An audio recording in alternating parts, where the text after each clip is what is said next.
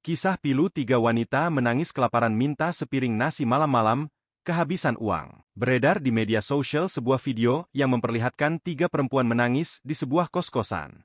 Ketiga perempuan itu menangis bukan karena korban kekerasan, melainkan menangis haru setelah mendapat pertolongan. Dalam video tersebut memperlihatkan suasana haru ketiga perempuan menangis bercucuran air mata. Sembari menangis, sesekali mereka menyeka air matanya sembari tersenyum malu. Disebutkan ketiga perempuan itu bertamu ke tetangga kos di sebelahnya. Mereka menggedor pintu malam-malam untuk meminta nasi satu piring. Nasi satu piring itu juga mereka bagi bertiga.